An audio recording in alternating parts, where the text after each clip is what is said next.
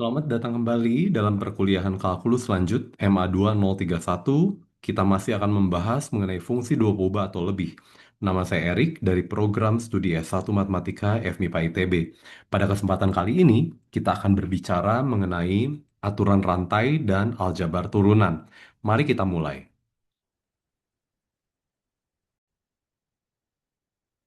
Nah, misalkan f dan g adalah fungsi dari suatu domain D, subhimpunan dari R2 ke R, dan dia mempunyai turunan di titik X, Y anggota D. Tentu saja titik X, Y di sini haruslah titik limit. Maka fungsi H yang adalah F tambah G juga mempunyai turunan, yaitu DH sama dengan DF di X, Y ditambah DG di X, Y. Oke ya, tentu saja ketika kita bicara tentang DF, F ini fungsi dari R2 ke R, maka DF ini adalah matriks berukuran satu kali 2 atau vektor baris ya. Dan cara yang sama DG matriks berukuran satu kali 2, sehingga DH ini juga adalah matriks berukuran satu kali 2. Lalu yang berikutnya, kalau saya punya fungsi H adalah F kali G, maka turunannya adalah DFX, Y, GXY ditambah FXY, DGXY. Nah, perlu kamu perhatikan bahwa DF-nya ini adalah matriks berukuran satu kali 2 dikali dengan suatu fungsi skalar, itu menjadi matriks berukuran satu kali 2 ditambah dengan fungsi skalar dikali dengan matriks berukuran satu kali 2. Sehingga hasilnya yang adalah DH, dia adalah matriks berukuran satu kali 2. Oke ya. Jika GXY-nya tidak sama dengan 0, maka fungsi H sama dengan F per G ini mempunyai turunan, yaitu hati-hati dengan cara yang sama. Atas itu adalah matriks berukuran satu kali 2 dikali skalar, ditambah dengan skalar dikali matriks, dibagi dengan skalar yang hasilnya adalah matriks berukuran satu kali 2 juga. Oke ya, saya pikir itu tidak masalah. Kau bisa membuktikan ini dengan mudah. Oke ya. Selanjutnya misalkan F adalah pemetaan dari R2 ke R dan G pemetaan dari R ke R2 dengan GI-nya itu subhimpunan dari D. Pertanyaannya apakah interpretasi geometris F komposisi G? Tentu saja syarat GI subhimpunan dari D ini untuk menjamin bahwa fungsi F komposisi G-nya ini terdefinisi dengan baik. Oke ya. Nah, selain itu G, pemetaan dari R ke R2, kalau kamu masih ingat, dia adalah berupa apa? Dia berupa adalah kurva ya, dia adalah fungsi vektor. Dia adalah kurva di R2 dan F-nya pemetaan dari R2, domainnya R2 yang tadi domainnya dipetakan ke R. Nah, pertanyaannya interpretasi fungsi geometrisnya adalah seperti apa? Oke ya, saya lihat sekarang di R3. Saya punya XY, katakanlah I-nya itu adalah interval tutup A, B. I-nya adalah interval tutup A, B. Nah, setelah saya dapat I-nya adalah interval tutup A, B, katakanlah G A itu ada di titik ini yang pertama dan GB adalah di titik ini. Ketika T-nya berjalan dari A ke B, maka dia akan menjalani kurva hijau C ini. Gitu ya. Maka pertanyaannya, apa artinya F komposisi G? F komposisi G. Apa artinya F komposisi G gitu ya? Artinya pertanyaan berapa nilai fungsi F di kurva hijau ini? Tentu saja artinya saya melihat ketinggian di setiap titik kurva hijau pada permukaan Z sebenarnya fx yang adalah apa? Yang adalah kurva biru, yaitu seperti kurva hijau eh, kurva hijau itu dipotongkan ke atas ke permukaan Z dan fx-y. Jadi saya punya kurva biru. Dan tentu saja nanti GA itu nanti FGA-nya itu adalah titik ujung dengan cara yang sama F dari GB-nya itu juga adalah titik ujung. Maka ketika dia jalan dari T-nya jadi sampai B, maka dia berjalan mengikuti kurva biru gitu ya. Kalau dia berjalan ini dari sini ke sini, maka dia kurva birunya yang kita inginkan dia berjalan dari sana ke sana. Oke ya. Oke. Nah, selanjutnya kita mau masuk ke aturan rantai. Misalkan GT itu adalah UTVT. Biasanya mungkin kita ambilnya bukan UTVT ya, tapi XTYT gitu. Komponen pertamanya adalah X, bergantung dari T. Komponen keduanya adalah Y, bergantung dari T. Ini fungsi dari I ke R2 dengan GI-nya subhimpunan dari D, subhimpunan dari R2 terturunkan di I dan F dari D ke R mempunyai turunan parsial yang kontinu di GT0 yang adalah A, B. Maka fungsi H yang adalah F komposisi G mempunyai turunan di T0 anggota I dan berlaku bahwa H aksennya adalah F aksen di titik GT 0 dikali dengan G aksen T 0. Ini adalah DF dikali dengan, jangan lupa teman-teman, DF di sini adalah matriks berukuran satu kali 2, sedangkan G aksennya itu adalah matriks berukuran 2 kali 1, sehingga perkaliannya itu akan menjadi skalar ya, 1 kali 2 dengan 2 kali 1 menjadi 1 kali 1. Nah, kita coba melihat contohnya. Kita coba melihat contohnya ya. Buktinya akan saya jelaskan pada video terpisah. Nah, misalkan fxy-nya itu adalah x kuadrat tambah xy dan gt-nya itu adalah t plus 2. Komponen pertamanya ya boleh kamu tulis ini sebagai xt gitu. Ini boleh kamu tulis sebagai xt. Sedangkan yang kedua, komponen keduanya kamu tulis sebagai y fungsi dari t gitu ya. Tentukan h aksen t-nya. Tentu saja solusi yang pertama kamu bisa gantikan saja, kamu cari HT-nya, HT-nya adalah apa? F komposisi dari G dari T gitu ya. Dan ini adalah F dari G komposisi T gitu. Dan ini adalah F dari GT-nya adalah T ditambah 2 koma T kuadrat gitu ya. Dan F-nya adalah apa? F-nya itu fungsi yang pertama itu komponen pertama adalah X. Jadi saya substitusi X-nya itu ke T plus 2. Jadi ini adalah T plus 2 pangkat 2 karena ini X kuadrat tambah X y. Ini X kuadrat ditambah dengan X-nya T plus 2, maaf, dikali dengan Y. Y-nya itu adalah T kuadrat gitu ya. Jadi tentu saja H aksen T. H aksen T itu siapa? H aksen T tentu saja adalah turunannya biasa 2 dikali T plus 2 dikali dengan turunan terhadap T plus 2 yaitu 1 ditambah dengan U aksen V tambah U V aksen. 1 dikali dengan T kuadrat ditambah dengan T plus 2 dikali dengan 2T ya tentu saja. Ini adalah bentar ya. eh OneNote-nya hilang. Saya panggil kembali OneNote-nya.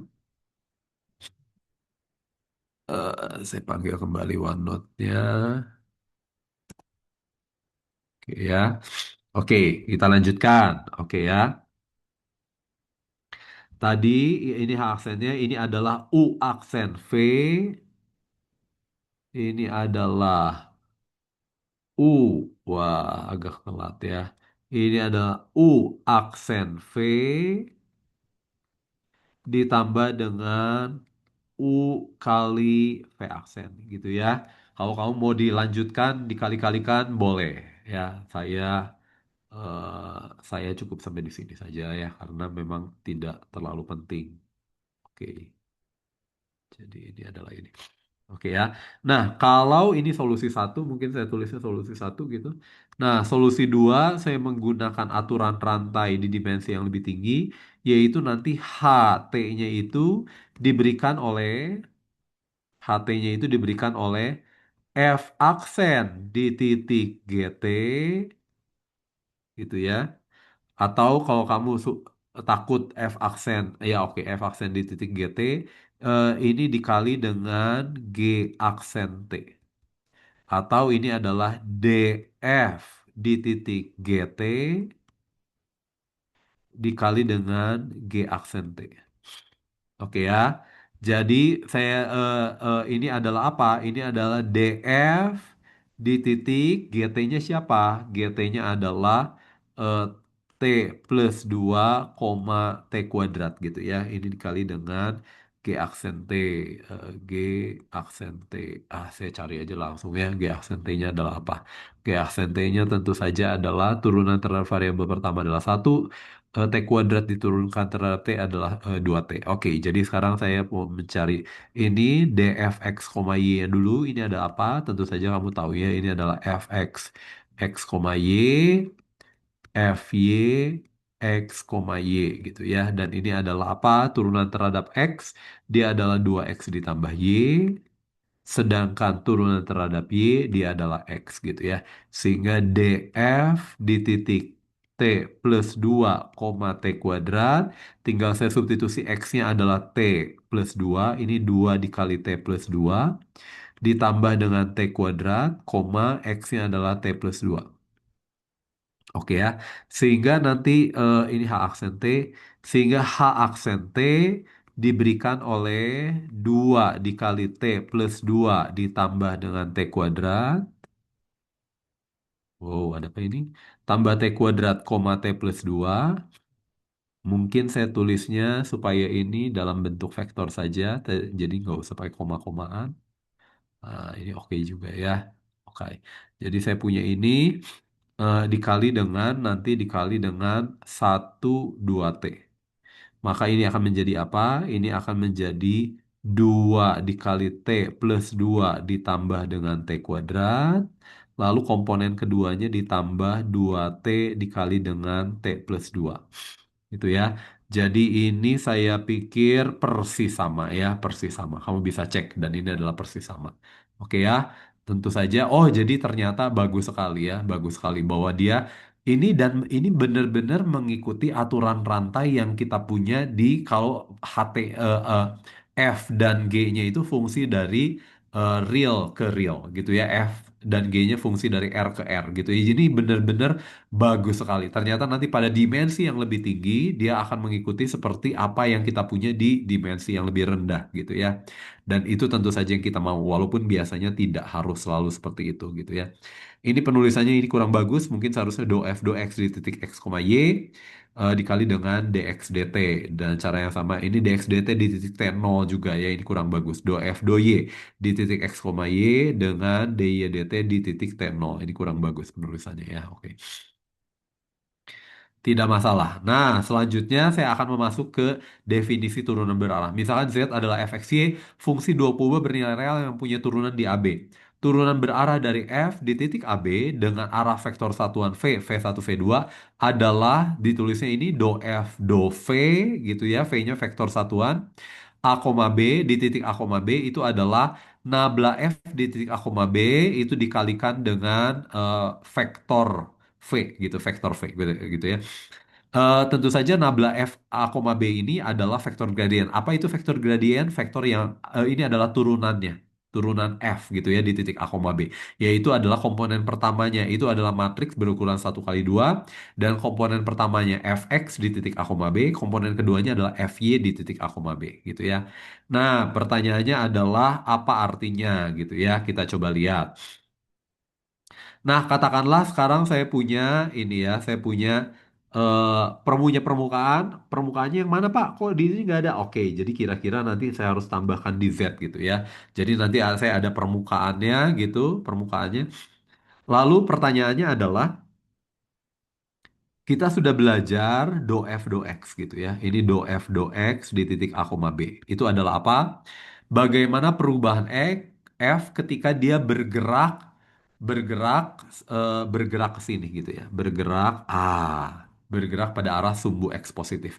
Kalau dia bergerak pada arah itu, maka berapa perubahan ketinggiannya gitu ya. Ya tentu saja ini perubahan dalam tanda kutip perubahan sesaat gitu ya, perubahan sesaat. Dengan cara yang sama, saya punya do F, do Y di titik A, B adalah ini ya, berapa perubahan F ketika dia bergerak pada arah pada arah searah sumbu Y positif gitu ya, pada arah searah sumbu Y positif. Nah, jadi pertanyaannya adalah kalau itu saya sudah punya, pertanyaannya apa yang terjadi ketika saya bergerak pada arah V? Ini pada arah V sekarang. Pada arah V sembarang. Kalau saya bergerak pada arah V sembarang, yaitu misalkan V-nya itu adalah V1, V2. Jadi yang mana ini adalah V1 dan ini adalah V2. Oke ya. Jadi ketika saya bergerak pada arah sana, pertanyaannya berapa pertambahan F-nya gitu ya, pertambahan F sesaat gitu, pertambahan F sesaat. Nah, kira-kira berapa perubahan ketinggiannya di permukaannya gitu ya. Nah, itu yang mau kita kaji, itu yang kita akan sebut sebagai turunan berarah. Tentu saja harapan saya kalau arahnya V1, V2 ini kalau saya tulis dalam bentuk 1, 0, tentu saja pada arah sumbu X positif, maka do F, do V saya ini akan harus menjadi do F, do X. Dengan cara yang sama, kalau saya pilih 01, dia harus menjadi do F, do Y. Itu ya intinya ya. Jadi caranya gimana teman-teman? Gampang sekali ya. Misalnya sekarang saya punya GT, GT-nya ini adalah ini, saya tuliskan dalam bentuk yang biasa kita punya di bab sebelumnya. GT-nya itu adalah A, B ditambah dengan T dikali dengan V1, V2 gitu ya. Dengan V-nya ini adalah V1, V2, ini adalah arahnya. AB-nya itu adalah apa? Suatu titik gitu ya. Tentu saja ini adalah apa? Persamaan garis yang melalui titik A, koma B. Ah, jadi dia melalui titik A, koma B, arahnya itu arah V. Jadi benar-benar kita pengen lihat ketika dia bergerak pada arah sana gitu ya. Ketika berapa perubahan di permukaan F-nya. Jadi nanti saya melihat fungsi ini, fungsi H yang adalah F komposisi G. Dan yang mau saya tahu adalah apa? Yang mau saya tahu adalah berapa DHDT-nya, gitu ya. Berapa DHDT-nya. Oke, di titik T tentu saja ini DHDT di titik T.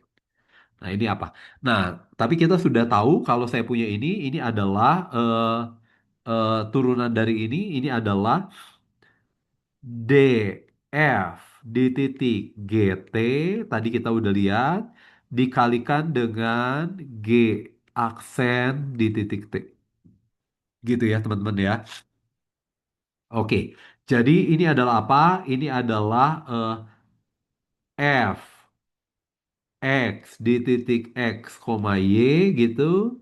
F Y X, koma Y di titik X, koma Y ya. Tentu saja di sini GT-nya adalah X, Y gitu ya.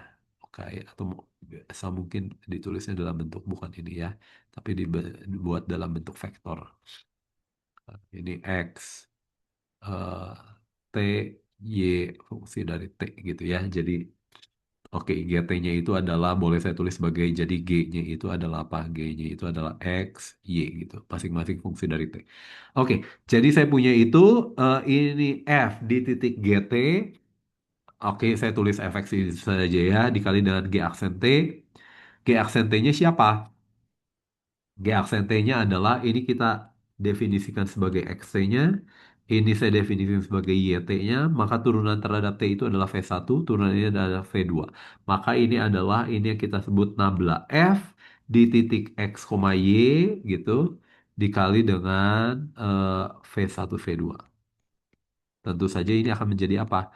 Do F, do X di titik X, Y dikali dengan V1 ditambah do F, do Y, X, Y dikali dengan V2 gitu ya. Oke, itu saya pikir tidak masalah ya. Oke. Nah, dan sesuai dengan harapan kita, ketika V-nya itu adalah 1,0, saya punya do F do X saja, gitu ya. Ketika V-nya itu adalah 0,1, saya punya do F do Y-nya saja. Jadi ini sudah oke ya, sudah clear ya. Jadi makanya kenapa turunan berarah itu didefinisikan sebagai ini ya, nabla F di dot dikalikan dengan V. Tentu saja sama seperti yang tadi teman-teman. Maka ini juga boleh saya tulis dalam bentuk ini ya, saya tulis dalam bentuk ini. F X X, Y, F Y X, Y, boleh saya tulis dalam bentuk ini juga ya. Ini adalah X aksen T, Y aksen T. Tentu saja kalau pengen lebih cantik ini XTYT, XTYT boleh, tapi seperti ini juga saya tidak masalah ya. Jadi ini kalau di sini saya melihatnya sebagai dot product. Oke ya, saya bisa melihatnya sebagai perkalian dua buah matriks atau saya bisa melihatnya sebagai dot product. Oke, saya pikir ini tidak masalah ya. Dan ini perumumannya, ini penulisannya seperti ini. Lalu berikutnya adalah perhatikan bahwa turun benar ada perumuman dari turun parsial. Udah, apa interpretasi geometris dari vektor gradien nabla F pada fungsi dua peubah bernilai real dan fungsi n peubah bernilai real? Oke ya. Oke, yang biasanya kita sebut fungsi skalar. Nah, ini yang kita sebut karakteristik dari vektor gradien ya. Vektor gradien itu yang tadi yang mana? Itu nabla F di titik X, Y. Ini adalah apa? Fx di titik X, Y, Fy X, Y gitu ya. Jadi dia adalah matriks itu. Matriks berukuran 1 kali 2. Nah, karakteristiknya adalah apa? Nah, kita coba lihat ya. Katakanlah sekarang saya punya permukaan Z sama dengan fx, y gitu ya. Oke. Lalu saya melihat kurva ketinggian fx sama dengan y sama dengan suatu konstan k. Gitu ya. Kurva ketinggiannya berupa apa? Nah, katakanlah kurva ketinggiannya adalah ini. Gitu ya. Jadi ini adalah fx, y sama dengan k. Katakanlah ini adalah kurva C. Nah, kurva C ini saya parameterisasi ya, kurva parametriknya itu adalah ini. X, T, Y, T, T-nya anggota I misalkanlah, katakanlah adalah itu gitu ya. Nah, pertanyaannya eh, sekarang f x, y sama dengan k, dan kalau saya melihat fungsi ini f dari xt, yt, xt, yt-nya yang di C yang tadi ya, ini adalah sama dengan konstan ya kurva ini. Jadi saya lihat ini gitu ya, misalkan katakanlah dia berjalan pada arah sana parameterisasinya ketika t-nya jalan. Nah, pertanyaannya adalah saya bisa mencari do f do t. Oke ya. Dan do F do T ini adalah apa? Do F do T ini adalah yang tadi ya. Do F, do X, do F, do Y. Bentar ya. Do F, do Y ini dikalikan dengan X aksen, Y aksen. Dengan X aksen itu adalah dx dt, Y aksennya itu adalah dy dt. Gitu ya. Katakanlah sekarang dia sedang ada di mana? Katakanlah dia sedang ada di sini, gitu ya. Dia bergerak ke arahnya mengikuti itu. Tentu saja x aksen y aksen itu siapa? Tentu saja x aksen y aksen itu adalah yang kita sudah tahu sebelumnya itu adalah vektor singgung. Vektor singgung ya. Nah, pertanyaannya, do F do T-nya dengan berapa? Do F do T-nya. Ketika saya berjalan di sana, jangan lupa dia itu pada ketinggian yang sama. Artinya tidak ada perubahan tidak ada perubahan F. Tidak ada perubahan ketinggian F. Sehingga saya punya do F do T-nya ini akan sama dengan nol. Gitu ya, teman-teman ya. Tapi ini boleh saya lihat sebagai dot product dari do F do X, do F do Y, dengan X aksen, Y aksen. Artinya apa, teman-teman? Artinya vektor ini yang kita tulis nabla F, X, Y, ini dot dengan X aksen, Y aksen, dia harus tegak lurus. Jadi vektor gradien itu harus tegak lurus dengan vektor singgungnya. Jadi vektor gradiennya yang mana? Ya ini, karena dia harus tegak. Ini vektor singgungnya, maka dia harus tegak lurus. Entah yang ini, entah yang ini. Boleh ya teman-teman ya. Nah, teman-teman bisa bayangkan kalau sekarang saya punya fungsi W yang adalah F fungsi dari X, Y, dan Z. Gitu ya. Teman-teman bisa tahu, maka saya bisa melihat Fx, Y, Z yang sama dengan konstan K. Ini siapa? Kalau tadi ini adalah kurva gitu ya. Ini di R3 dia adalah permukaan. Permukaan. Ya, lalu permukaannya saya parameterisasi, lalu saya cari, saya ambil sebuah kurva, ambil sembarang kurva di permukaan, lalu saya cari turunannya ketika dia bergerak itu. Nah, nanti bisa saya buktikan dengan cara yang sama, nanti vektor gradiennya di R3, karena ini vektor gradiennya adalah terdiri dari tiga buah komponen, gitu ya. Dan ini harus tegak lurus dengan permukaan singgungnya, teman-teman. Ya, jadi nanti vektor gradien itu selalu tegak lurus dengan himpunan ketinggiannya, nanti di dimensi yang lebih tinggi tegak lurus dengan permukaan singgungnya, gitu ya teman-teman ya. Nah, yang berikutnya vektor gradien selalu arahnya mana? Tadi kita bingung. Nabla F itu arahnya ke sini atau nabla F itu arahnya ke sini? Nah, itu dijawab ke pembahasan kedua ya. Kita coba lihat.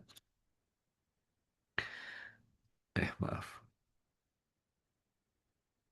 Misalkan sekarang saya punya ini ya.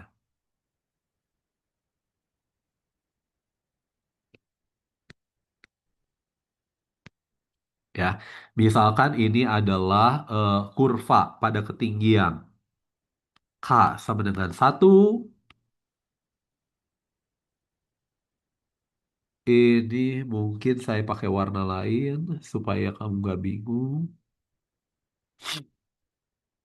Maaf ya, sambungannya kurang bagus. Ini K sama dengan 2. Ini K sama dengan 3.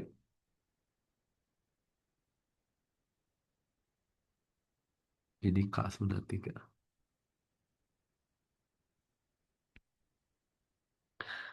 Jadi ini tentu saja terkait dengan f x, y sama dengan 3 gitu ya. Tentu saja kamu ngerti maksudnya. Kalau ini adalah f x, y sama dengan 2, ini artinya yang terakhir ini adalah f x, y sama dengan 1 gitu ya teman-teman ya. Nah, katakanlah sekarang saya ada di sini gitu ya. Katakanlah saya ada di sini. Tadi kamu tahu Do F, Do V itu boleh saya tulis dalam bentuk ini ya teman-teman ya. Ini adalah nabla F,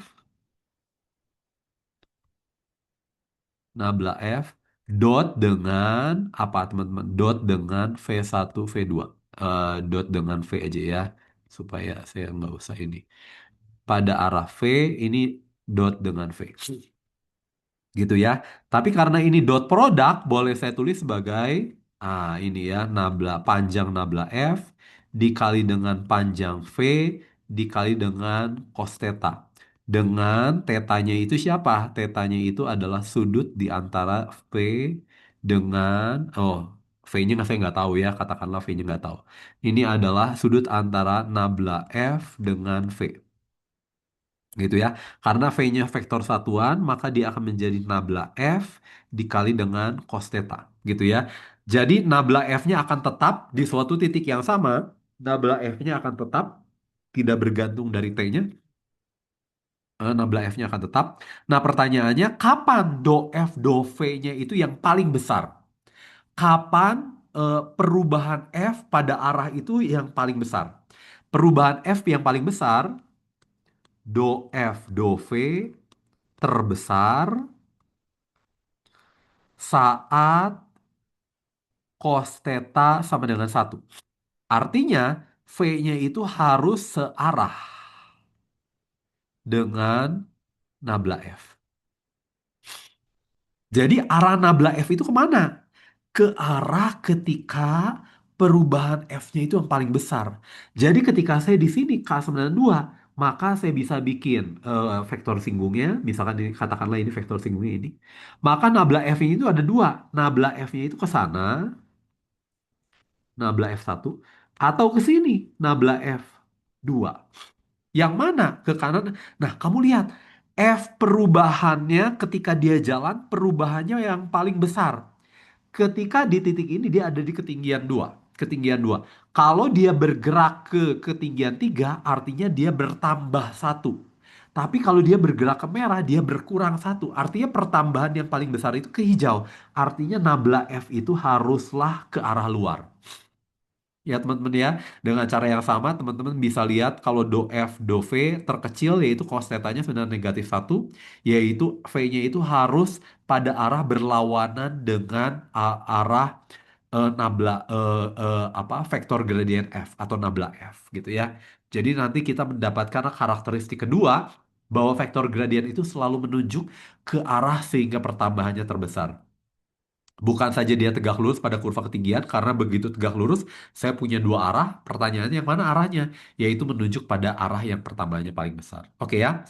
Jadi kali ini, pada kesempatan kali ini, kita sudah berbicara mengenai apa? Kita sudah berbicara mengenai aturan rantai, kita sudah berbicara mengenai aljabar turunan, kita sudah berbicara mengenai aplikasi aturan rantai, yaitu pada apa? Yaitu pada turunan berarah. Lalu kita lihat apa arti vektor gradient dan bagaimana saya tahu arah dari vektor gradient. Oke ya, karakteristiknya. Saya pikir itu saja. Kita akan sambung di lain kali ke fungsi turunan tingkat tinggi. Terima kasih.